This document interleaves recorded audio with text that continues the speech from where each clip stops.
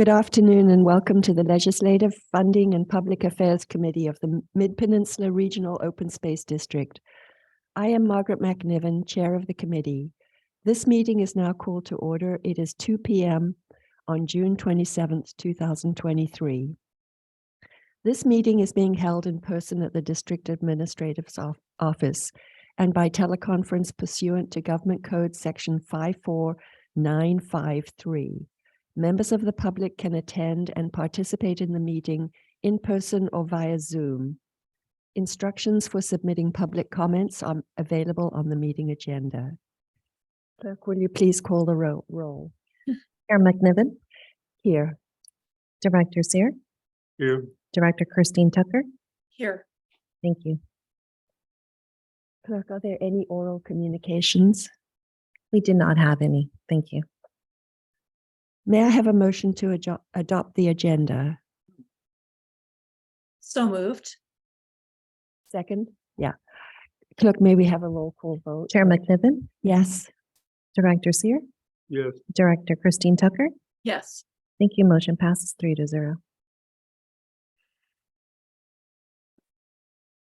Okay, we now need to approve the June 13th, 2023 Legislative Funding and Public Affairs Committee meeting minutes. Clerk, do we have any public comments on this item? We do not have any. Chair McNiven, I will move approval of the minutes. Oh, okay. And I will second. I think I saw a spelling mistake, but let's pass on that one. Good question. No, I was just going to look and I forgot. Clerk, may we have a roll call vote? Chair McNiven, Yes. Director Sear, Yes. Director Christine Tucker. Yes. Thank you. Motion passes 3-0. Okay, our committee business, item 2, consideration of recognition options for former board member Larry Hassett, former board members Larry Hassett and Pete Siemens. May we have the staff presentation? Good afternoon. My name is Josh Hugg, your Governmental Affairs Program Manager, and I'll be presenting to you some options regarding recognition of our two former board members. Earlier this year, there was a request by the board per Board Policy 5.01 to look at options that could be considered to memorialize our appreciation for our two long-serving board members. So the general manager's recommendation is to receive a presentation and provide feedback on recognition options for former board members Larry Hassett and Pete Siemens. This is information you probably already know, but maybe for the benefit of the public. Larry Hassett was a board member first appointed in 2000. He relinquished his position in 2022, so 22 years on the board of directors, where he represented Ward 6, which includes a host of both coastal and mid-peninsula communities. Part of his accomplishments included the opening of Mount Umunum, opening of La Honda Creek Open Space Preserve, and Ravenswood Open Space Preserve, as well as Bear Creek. And then in addition, he helped us shepherd the development plans for the new administrative office from where we are presenting today, and was part of several committees to design Midpen's new logo, which we still use. Board member Pete Siemens was first elected in 1994, and he also left office in 2022. So he was in office for 28 years. He represented Ward 1, which included the communities on the southern portion of Midpen's boundaries. He was also a council member for the town of Los Gatos, and as in that capacity, or shortly after that, his tenure ended there, he helped to facilitate the purchase of St. Joseph's Hill in a collaboration with the town. He advocated for a joint land purchase with Saratoga to make Saratoga to the Sea Trail possible. He served on the Los Gatos Trails Committee and was a member of the Santa Clara County Transportation Commission for 10 years. And he volunteered for several projects, including restoration of the Grant Cabin at Rancho San Antonio. And he and his wife, Diane, also welcomed visitors to the Daniels Nature Center and worked on redesigning a kids' interactive pond display. Sadly, Pete did pass away on April 6th. Just to add, The fortunate part of our board operation over the years has always been a regional approach. I think it's because our board work has always worked well together. We've had virtually no infighting. In the 30 years plus the years I've been on the board, I've never really seen any infighting where people have kind of their own agendas where they're trying to, promote themselves. It's always been a very regional approach to things. So that's kind of where, and I kind of have a long-term view of things too, which makes it, I tend to be less local and more interested. The staff has always been very dedicated to our mission. And when you talk to anybody, even the people who leave for other opportunities, they really, I've rarely met anybody who was happy about leaving. I think the district is also there was kind of a culture of family. When the district first formed, there was 6 people. There was 2 original employees, and then as it grew, there were very few. You hired a ranger and he pulled weeds, over time that family culture kind of developed and was still pretty strong when I came on the board. And I think it's kind of, in many respects, it's maintained itself. I think you've got colleagues and workers that people you work with, but you also, I think there's a feeling of sort of a family situation where we take care of each other. And I hope I hope the district does not ever lose that. I think it's been a good place to work. Our board's always been interested in making sure that people want to come to work. So we try to set a culture where people, enjoy what they're doing, working for us. those were just a few words from former board member Pete Siemens reflecting on his tenure as a board member. So what I'm presenting to you now are some recognition options. First, and I won't go through all of these, but you'll get, by looking at them, you'll get a flavor for the types of ways that we have recognized past board members, both living and those that have departed. And you'll see memorial groves, trails, and then in one case for Catherine Duffy, her artwork hangs at the AO. So you get a flavor for how we have recognized former board members. These are some additional options to look at, including the ones that were listed previously. Certainly benches, we've honored elected officials with benches in the past.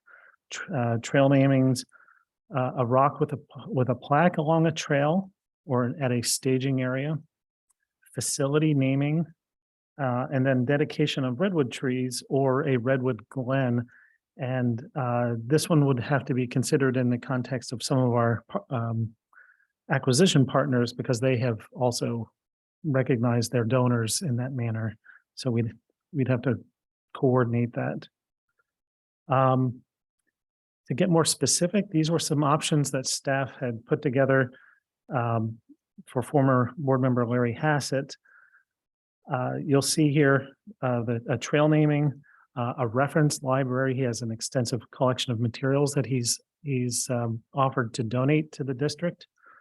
Naming of the event center at La Honda, renaming the Fur Knoll Trail at Skyline, bench installations at Skyline, renaming a trail at Long Ridge, and then installation of a bench at Long Ridge. You'll see under the first option, installation of a bench and plaque at Grasshopper Loop Trail in La Honda. Former Director Hassett has expressed interest in this particular option. He felt that that was meaningful. And then for former Director Siemens, we have the naming of a Phase 2 trail at Bear Creek Redwoods, installation of a bench with a plaque at Bear Creek Redwoods, renaming of a trail at St. Joseph's Hill, such as the Flume Trail, installation of a bench with a plaque at St. Joseph's Hill, and then dedication of a picnic table at Daniels Nature Center. In speaking with his wife, Diane, she felt that the trail naming at Bear Creek Redwoods would be particularly meaningful for him. And those are the options that we have presented. Any questions or comments?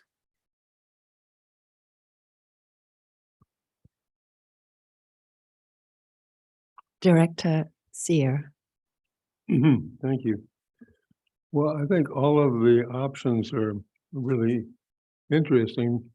Seems to me, though, in respect for the two former board members, I would go with the preferred option in each case. If these are the ones that would, the one for Director Siemens would have been especially, he would be very proud of that one, I'm sure. And for Director Hassett as well, for the one for him. So those are my suggestions. It seems the others are all valuable and we'll hold them in reserve for other folks. So thank you. Director Kirsten Tucker, do you? Yes, thank you. I did have a conversation with Larry this morning, and first off, he was incredibly grateful for all of these options and so honored to have all of these things considered as a way of recognizing him. The only one of the items that he didn't really like was the dedication of a reference library. He felt like in his 22 years, perhaps he'd only spent about 20 minutes thinking about that. But as you mentioned, Josh, his real preference would be to have a bench and a plaque at the Grasshopper Loop Trail. He said he began his tenure in 2000. At that time, served on the La Honda Creek master planning process, which took like 14 years, and he was very much a part of that. So he was clear that he did not want the trail renamed for him, but would really appreciate a bench and a plaque. So I agree entirely with Director Seer. Both of those options, the naming of a trail at Bear Creek Redwoods for Pete, they seem very appropriate to me. Great. And me too. I did actually talk to his kids, who then talked to Larry, and I said, well, it is open to the public, so it's not a secret. But he was particularly tickled that that's the only trail named after an animal or an insect. Insect, I think he said. So he really likes that idea. So I concur with my colleagues. My only question, Chair McNiven, was whether it would be appropriate for it to be the Larry Hassett Grasshopper Loop Trail, as we have done with other other trail namings. Oh, that's a nice idea. Although he did specifically say he didn't want it renamed. So Yeah. We talked a little about renaming trails, and it didn't seem like he didn't seem to have a huge desire to do that. okay. I was just noticing with recognition of past board members, we have the Betsy Crowder oh no, I guess maybe it's just the Nonette Hanko San Andreas Fault Trail. So, Yeah. I'm open. Yeah. Excuse me, I think I'd go with Director Hassett's desire that he apparently was not really keen on renaming the trail. I see these where the person's name and the trail designation often occur as in combination, but if Director Hassett was kind of leaning strongly against renaming a trail because he liked the idea of one being named for an insect, I would stay with that. I'm absolutely fine with that. Great. Do I ask for public comment on this?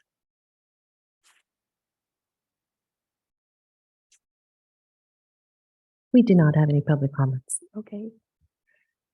Well, moving right along then. The general manager's recommendation is to receive a presentation and provide feedback on recognition options for former board members Larry Hassett and Pete Siemens.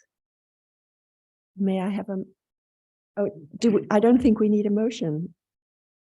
I don't think so. No, I think we've provided provided feedback.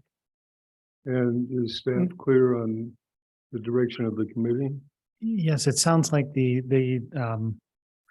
preferred options expressed by the two members or their families would be the what would be forwarded to the full board for consideration, along with your unanimous agreement on those options. Okay.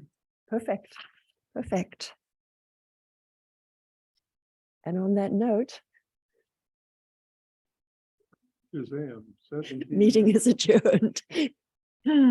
Thank you all. It was a great list of options. I really appreciated all of them. That's great. See y'all tomorrow.